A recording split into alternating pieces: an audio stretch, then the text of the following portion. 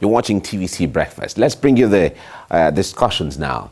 In July 2018, the federal government revealed that the branding of a new national carrier, Nigeria Air. Minister for Aviation, Hadi Sirika, performed the unveiling at a press conference at the air show in London, United Kingdom.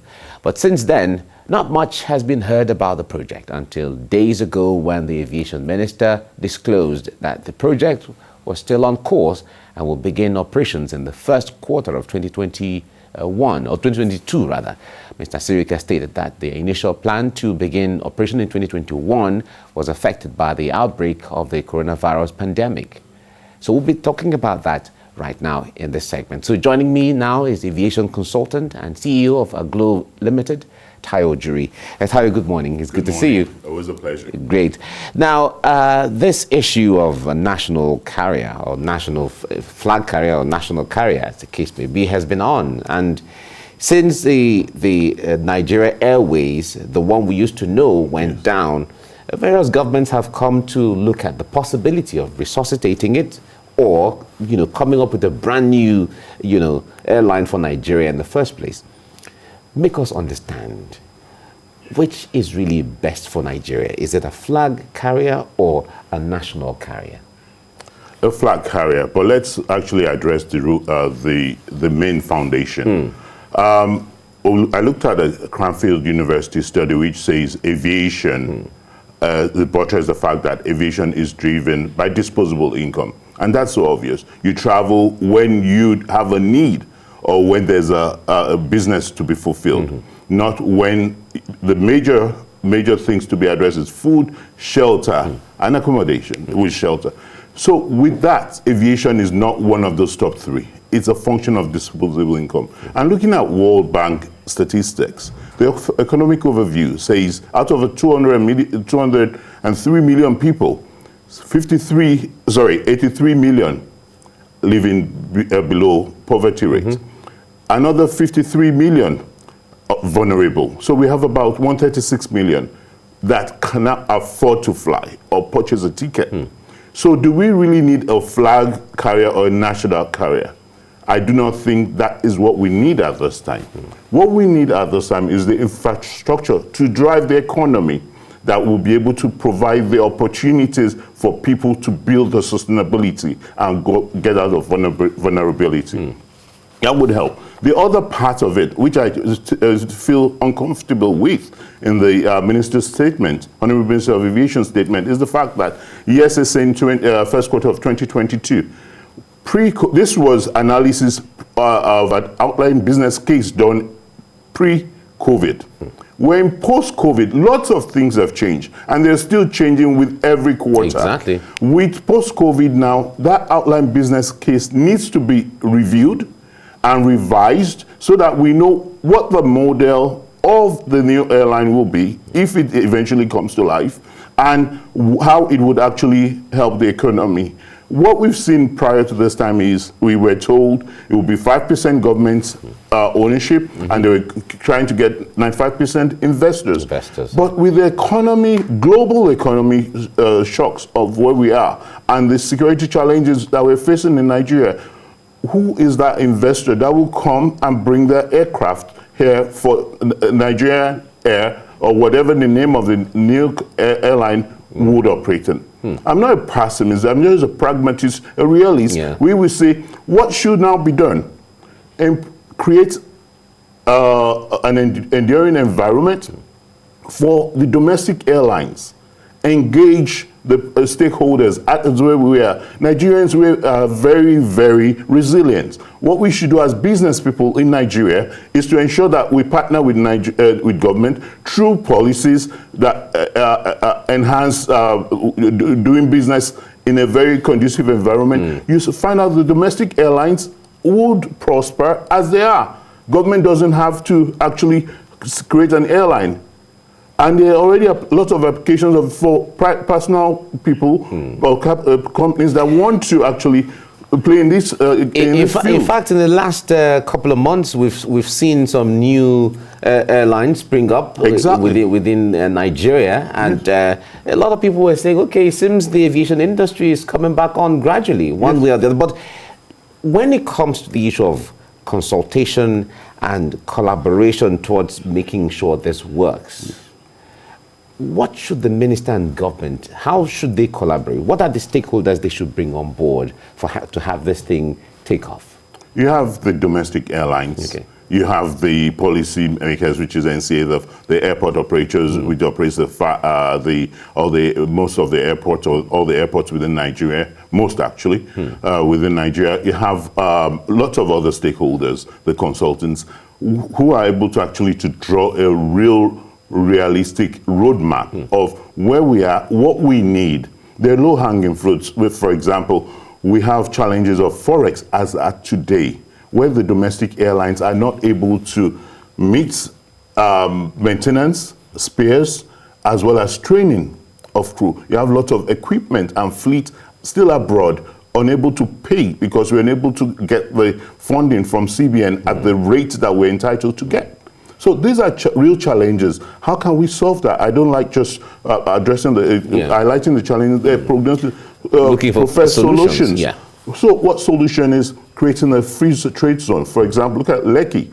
Lekki has actually created a free trade zone. We can have that at the major airports. It's been actually highlighted, but when will this go into existence?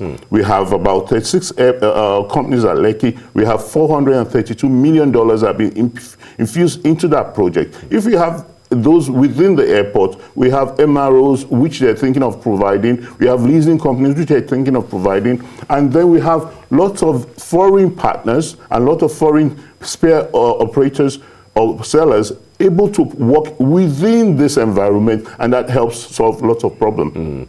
There was a partnership arrangement at the time where we had the Virgin Nigeria and all of that. If we're coming up now at this time where everyone's looking at, like you talked about the issue of the impact of COVID-19 on that industry particularly is huge. And from the projections we're seeing, they're talking about the industry coming back gradually, even in 2022 and beyond, because the impact is going to be continuous for the next couple of years.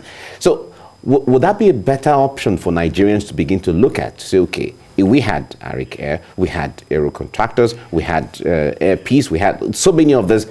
Can we create a merger and then see how we can come up with something? Would that be a better option for Nigeria than coming up with something brand new? These are business entities. It's a model. It would be easier because, like, Air Peace is a private airline, but Arik and Aero, as at today, are under the government. AMCON. So that's easier, or is an option. I shouldn't say that's an option of proposing that a way to exit them out of bankruptcy. But would it work? Already, you actually have AMCON set up a third airline under its umbrella, which is NG Eagle. So why is this being done at this time? Is that the traffic, and what is the roadmap towards sustainability of these domestic airlines? Those are the challenges. But like you rightly pointed out, it's being able to talk together and lay out a roadmap of how realistically we can actually operate for those that fly in a conducive and efficient way so that it can be safe and secure. Well, when we see flag carriers or national carriers of other countries, you know, with all their flags and all of that, from Kenya to Rwanda to South Africa to Ghana to Ethiopia, it's an amazing thing. But what do they do differently that we are not doing in Nigeria? Like they say, the grass is always greener on the other side, but it's not that green when you actually go march on that grass. South Africa is bleeding. It's gone through, within 10 years, it's gone through 9 management changes, and I doubt if they will, with our analysis, if they'll survive post-COVID, and they're going to disintegrate.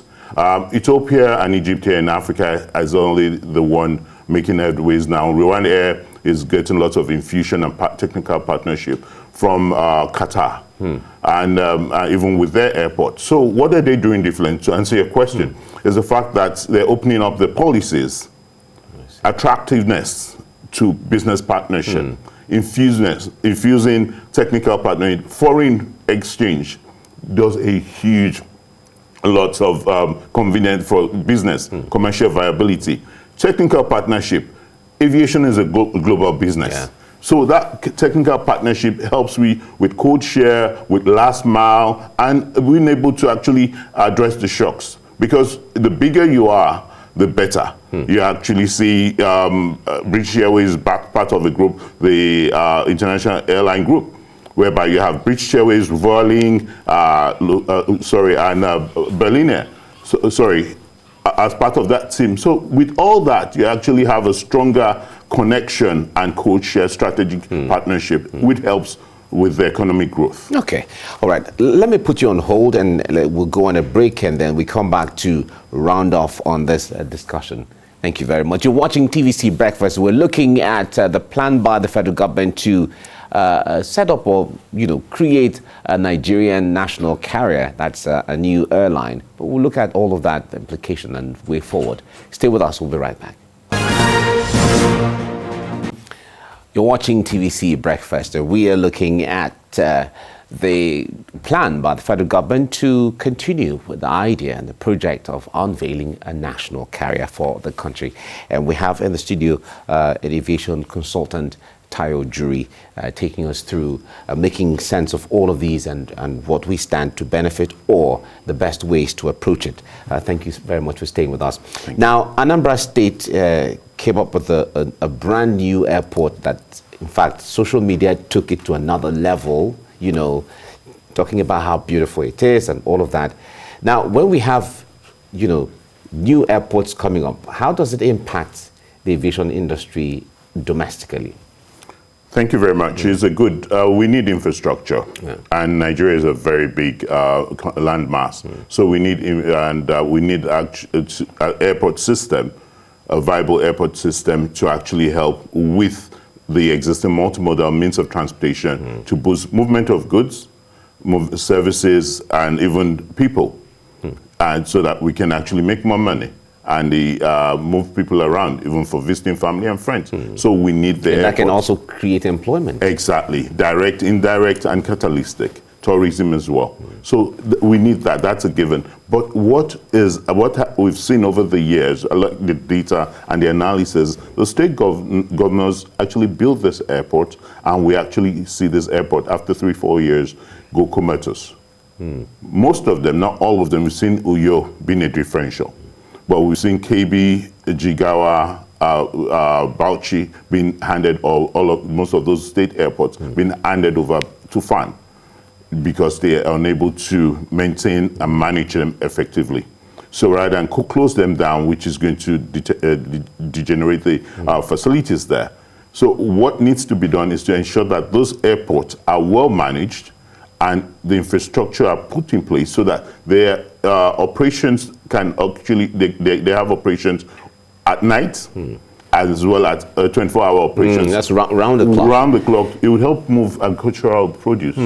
But the point there is, considering the traffic, you were talking about you were giving us a breakdown of analysis of the impact of COVID-19, the poverty level and all of that, how many population can fly, have the capacity to fly and so on. Now, when it comes to viability, considering the terrain of Nigeria, must every state have an airport? How viable is that? No, you don't because some states are really close to each other. Yes, you don't really, in real terms, we do not need an airport in every state. The way it's going, they see it as the next big thing for every state to have an airport. Osun doesn't need an airport, I would say that category, because of the proximity between Ilorin and Ibadan.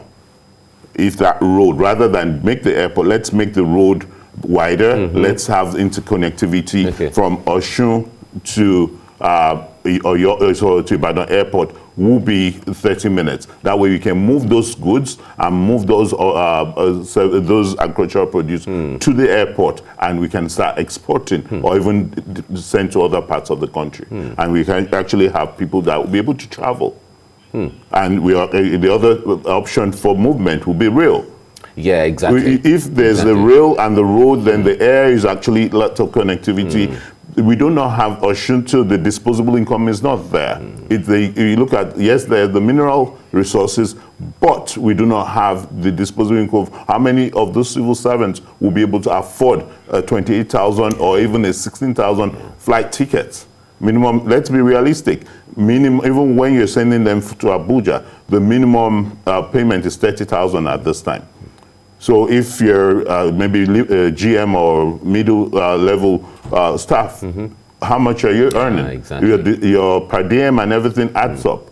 And the states, as we are, let's be realistic, the states are complaining of their IGRs as well as revenue from federal government. So that, rather than have that revenue put into airports, let's have the roads well optimized and then the rails, and then we'll actually develop from there when we use the airport connectivity that we have now to connect the major states. Okay. Now, we see a lot of airlines struggling sometimes to keep afloat or stay afloat. The issue, some analysts have come up with the idea of listing them at the stock exchange where they have a buy-in and then they raise funds. We've not seen much of that amongst airlines in Nigeria. We saw an example of that, but what in part of the airline management process is transparency and governance, structural transparency. So it's part of the policy, economic viability of the airline, which the NCA ensures. So that helps give reassurance to the investor or the public when they go public that this airline or this entity is commercially viable for investment. But when there's no transparency, when there's operational challenges, it affects the airline, and that's what we've seen with the two airlines. We've had two airlines. We had ADC that went on, but due to the crash, or the two crashes, they were not able to come back. We had Medview that went on there, but they had challenges. And now, but what happens in the mind of the investor is the mindset of this is the track record that we have with the airlines going onto the stock exchange, especially in Nigeria, and not making a success of it. Can it be done where the reverse is the case? Yes, it's possible. When we put all the processes in line, when we ensure that the transparency, and again, apart from the stock exchange, that actually helps help with the foreign investment and partnerships, and even with strategic partnerships, they're able to actually attract more investments and be able to carry out a niche, maybe as a domestic airline first, or a regional airline, and then you be a feeder airline to either one of those major airline partnerships. Okay. All right, we have to leave it here now. Thank you so much, Ojuri, for coming on the program. Thanks for your insight into all of these. It's always a pleasure. Thank you. Right.